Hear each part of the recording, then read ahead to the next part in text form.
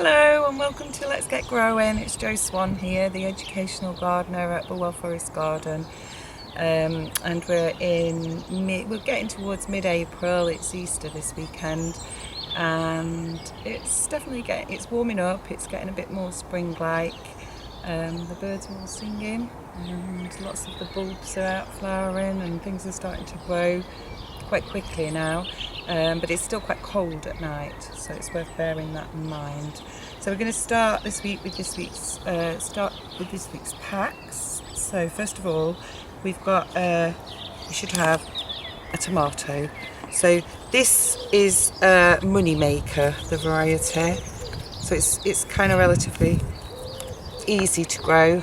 It's quite a reliable one, and it's got medium-sized fruits, and it carries on fruiting until the frost, so it's relatively hardy. But tomatoes are frost tender, so you do need to be protecting them if a frost forecast. I'm going to grow this in the polytunnel. So the first thing to do when you get your tomato is have a look at its root system. So we're just going to tip it out without disturbing it, and it's not quite filled its pot, but it nearly has. So what I'm going to do is put it into the next size pot. So I'm going to put some compost in the bottom of my pot, and then I'm going to try not to disturb it, just gently put it in the middle of my pot, put my compost back around it,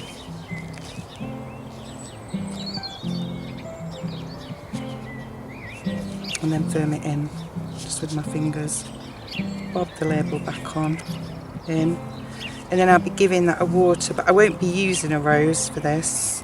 I'll be watering it. I don't want to get water onto the tomatoes leaves because it's not good for them, so I'll be watering around the edges here. So that's the tomato. And then the next thing in your pack is a little packet of Snapdragons. So here we've got a flower, which is a short-lived perennial. So I've got one coming up in my garden. The seeds are from the ones in my garden. That's in its third year, and they're looking nice and healthy, but they don't carry on indefinitely. The one that we're going to grow is mixed, so it won't be this colour. It could have lots of different colours. So there's only a few of these, so we're just going to sow them into a small pot. So I'm going to put my compost in. Hope I didn't drop all the seeds out. So you should have the tiny little seeds. I think that's all of them. There is quite a few there, though it doesn't look very many. And then I'm just going to sprinkle them around the top of here. Try and spread them out. And because the seeds are so tiny, I'm just going to put a really little thin layer of compost over them to cover them up, and then they'll have a water with a fine rose, the labels in.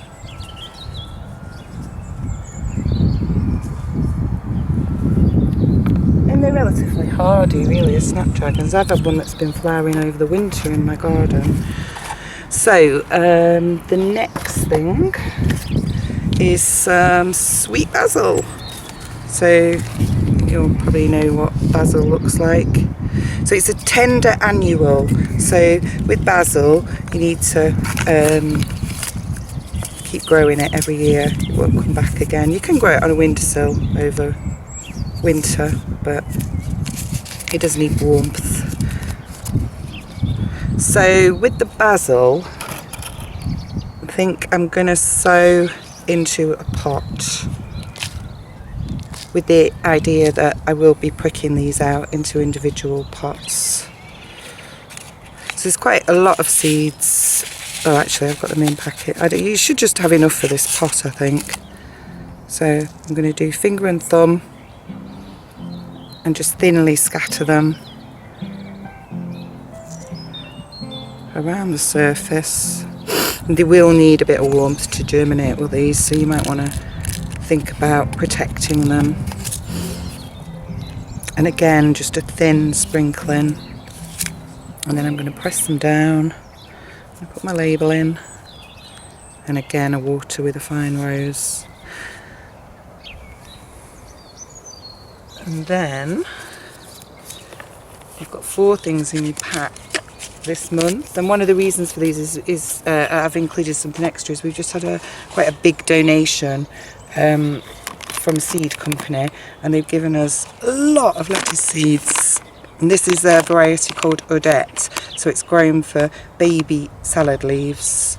So with this one, what we're going to do is sow it into an old punnet, a mushroom punnet, with the idea that we're just going to grow it in here and cut it when it's ready. And we're going to do it as cut and come again for baby salad leaves rather than transplant it out. So I'm going to put my compost in.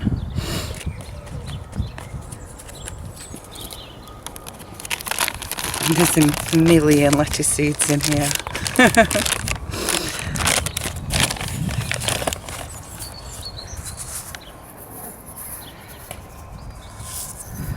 That's a lot of seeds, but we've got a lot of seeds, so.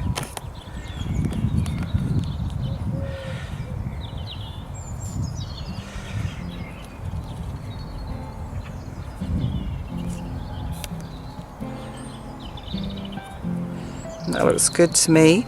Now if I was going to prick these out, I wouldn't put so many seeds in because it would be quite hard work. But because we're just going to grow them in here and cut them when they're ready, we could put them in quite quickly.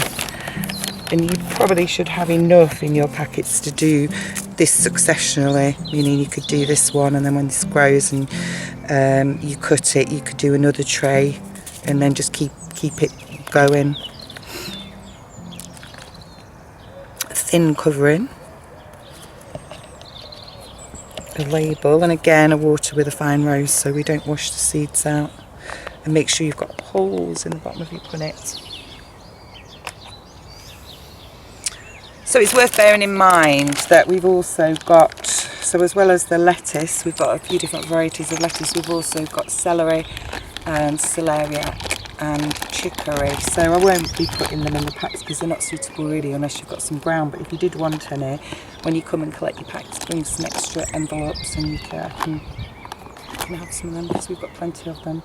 So now we're going to look at some of the things we've done in previous packs and see if they need any attention. So I think we'll start with what I would say are the failures, which are the peas, Kelvin and Wonder peas, which have done nothing. I did think that something was happening, but I'm about ready to give up on them. So we might try with some different seeds maybe next time.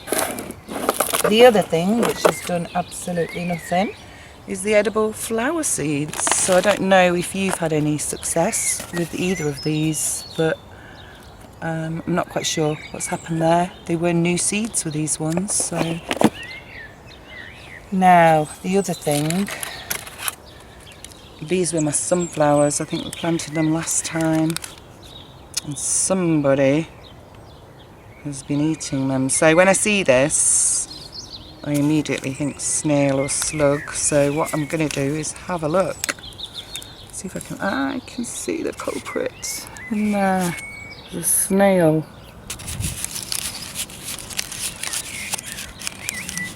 So out he comes. I'm going to put him on the compost heap. So out of these, I'm going to try and salvage 3 of these 3. These 2 have been eaten, but I think they could pick up. But these ones, it's not worth salvaging them. So what I'm going to do is to put them into this size pot. So I'm going to tip them out. It's got quite a good root system.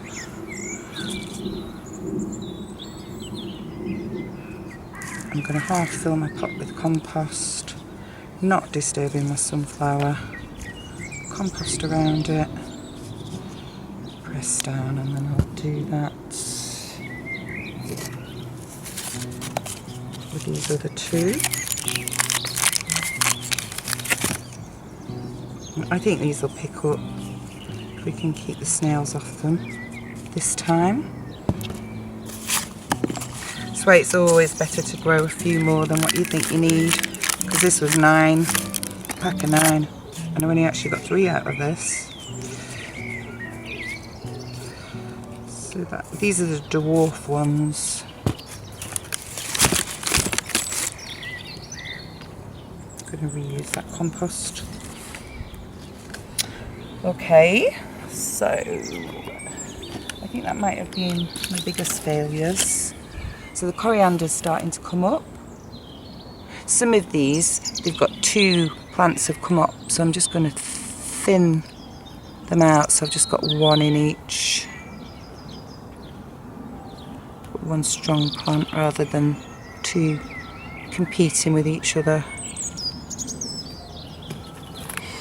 My carrots are germinating, so I don't have to do anything with them. I'm just going to leave them. I might thin them out a bit in a week or 2 when they get a bit bigger.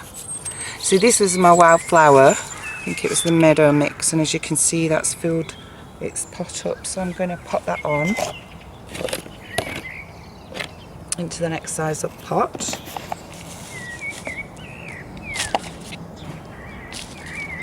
Bit of composting. I'm just going to tease that ever so slightly, not too much though because it's not too pot bound. Compost back in around it. Press it down.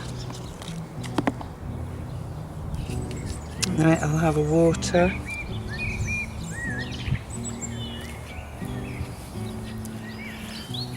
Nottingham catchfly, that's grown quite a lot. Let's have a look. That's filled its pot as well, so we're going to put this one into a bigger pot. I think we'll use that one.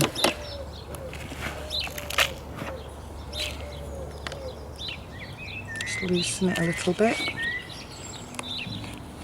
Got a bit too much compost in there.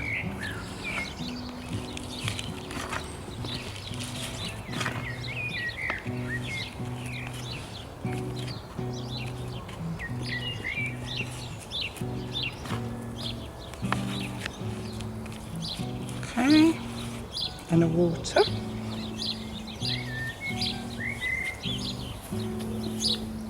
The poppy does look a bit healthier now. It was potted on, it's got lots of new growth on it. Oh, it's got a flower bud. Look at that. It's exciting, but it has already filled this pot. But I'm going to leave it in this pot, or you could put it in the ground. My summer bulbs are starting to come up. The gladioli are not up yet.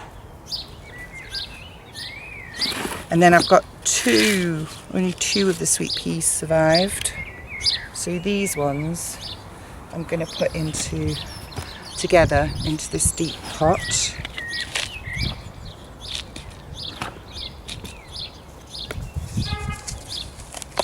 You can see they're really pot bound.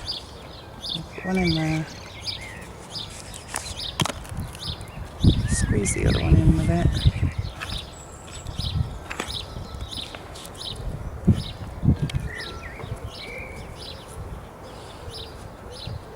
And then I've got a TP, bamboo canes or sticks, whatever you've got. And it's attached at the top, and then I'm just going to push it down so it's supporting these. And then I would get some string and tie them up. The other thing you can do to get them to bush out a little bit is to pinch out the growing tips.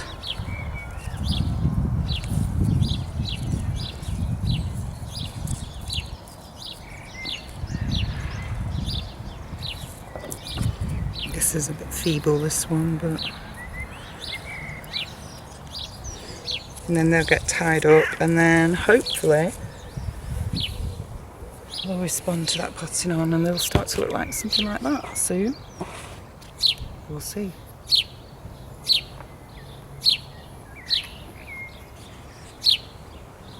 And then I was going to show you, these were my planters. There's the broad bean and cabbage, California poppy. There's the hollyhock and a broad bean, and then this was the ornamental daisies that we grew.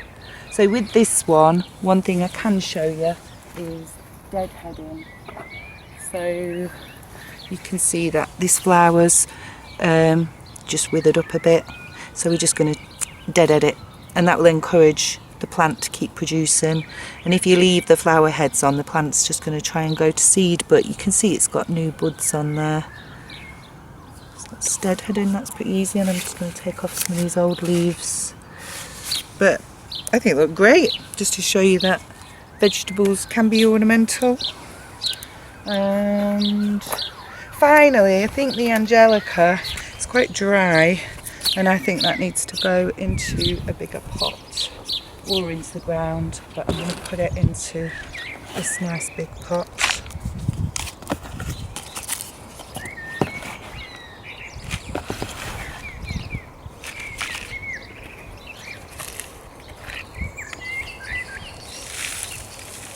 That's really stuck fast in here. I'm going to tease it out because it is quite pot bound in there. A bit too much compost, it's popping out the top. It's better.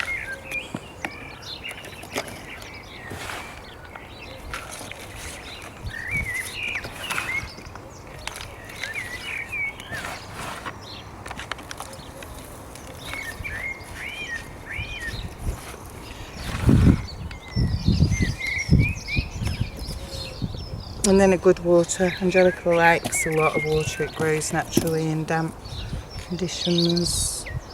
And I think I'm going to take this leaf off. Better to cut it. Look, let's see my scissors. That's better, isn't it? They immediately look better when you put them in a bigger pot.